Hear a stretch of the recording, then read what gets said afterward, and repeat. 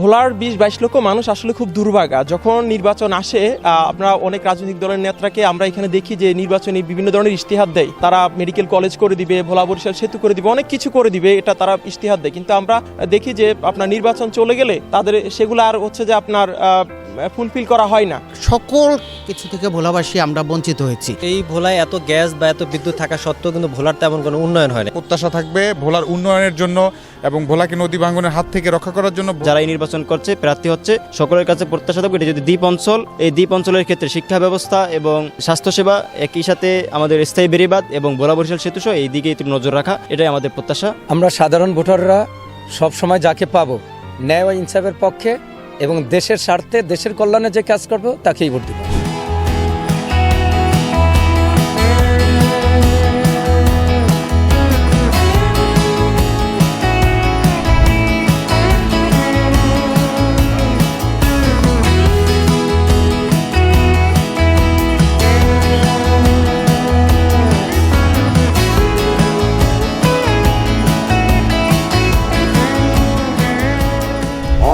ত্যাগের বিনিময়ে আজকে আমরা আবার ভোট দেওয়ার অধিকার পেয়েছি, যেটা আমরা নষ্ট করতে চাই না।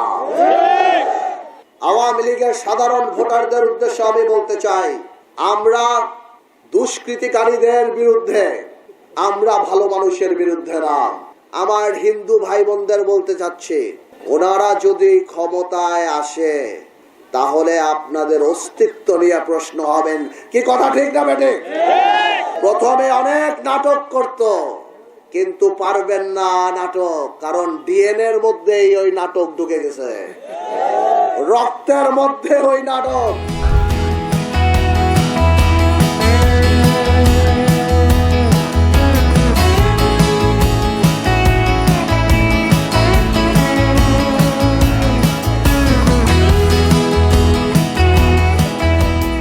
আমাদের পজিটিভ, আমরা চাই জুলাই আন্দোলন এবং জুলাই যে স্যাক্রিফাইস সেটা প্রপার রেসপেক্ট পায়।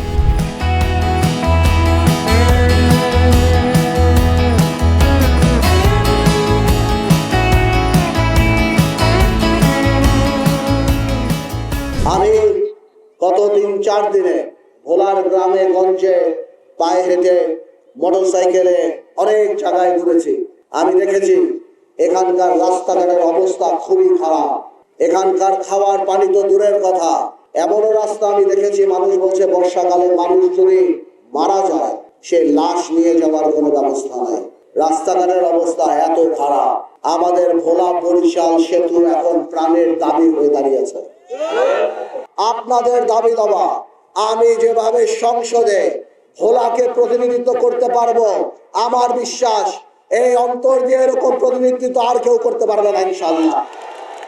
আপনাদের পরিষ্কার করে বলতে চাই, আমার বাবাকে একবার ভোট দিয়ে আপনারা ভুল করেন নাই, আমাকেও ভোট দিয়ে ইনশাআল্লাহ আপনারা ভুল করবেন না।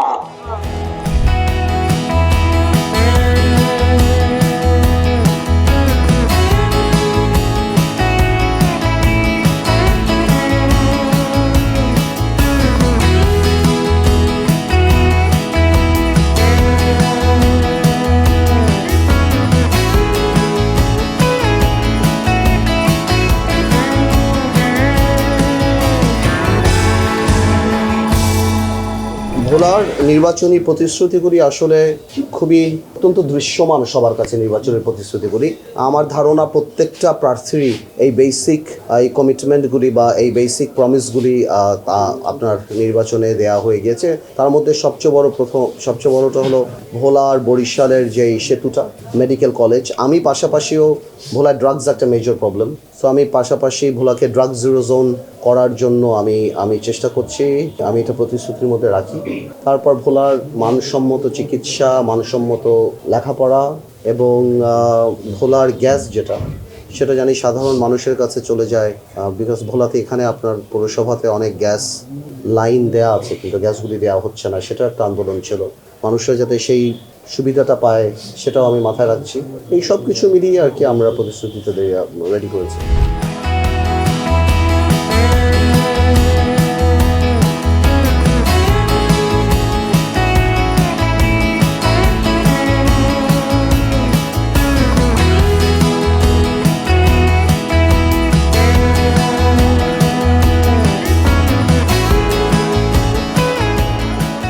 আসলে নেতাকর্মীরা এটা তো অনেক দিনের হ্যাবিট আমাদের প্রচারণার ব্যাপারে, এই মোটরসাইকেল শোভাযাত্রা হয়ে যাচ্ছে, এটা হয়ে যাচ্ছে, মানে আমি প্রতিদিনই নেতাকর্মীদের বলছি যে যাতে করে এই আচরণ বিধিগুলির ব্যাপারে তারা কেয়ারফুল থাকে এবং কোনোভাবেও জানি এই জিনিসগুলি না হয়। আমরা তো চাই একটা জনগণের সরকার প্রতিষ্ঠিত হোক, গণতন্ত্র প্রতিষ্ঠিত হোক, মানুষ যেই ভোট দিতে পারেনি গত 17 বছর মানুষ তার ভোটটা দিতে পারে এবং মানুষ সঠিক প্রার্থীকে ভোটটা দিতে পারে যাকে মানুষ ভালোবাসে, পছন্দ করে এবং সবচেয়ে বড় কথা যাকে মানুষ বিশ্বাস করে।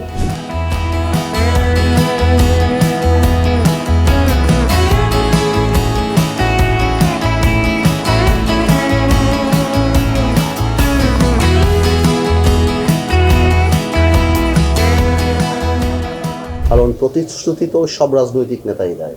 আজকে এমন একটা দিন চলে আসছে মানুষ কাকে বিশ্বাস করে, মানুষ কার উপরে আস্থা আনে, যে কাকে দিয়ে আসলেই সম্ভব মানুষের সেই দাবি দাবাগুলি, মানুষের যে চাহিদা সেগুলি পূরণ করা। কারণ আমরা রাজনীতিবিদরা তো প্রতিশ্রুতি দিতে অত্যন্ত পটু, কিন্তু আমরা কি এটা রক্ষা করি?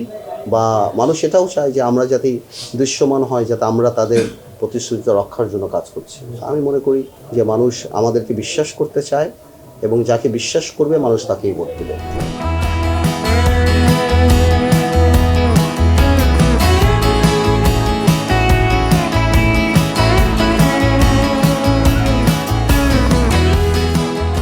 আপনারা সবাই ভোট দিতে যাবেন ভোলার উন্নয়নের জন্য, ভোলার ভালো কিছু হওয়ার জন্য। ভোলার যে সকল সমস্যা আছে সেগুলিকে ঠিক করার জন্য আপনারা গরুর গাড়িতে ভোট দেবেন।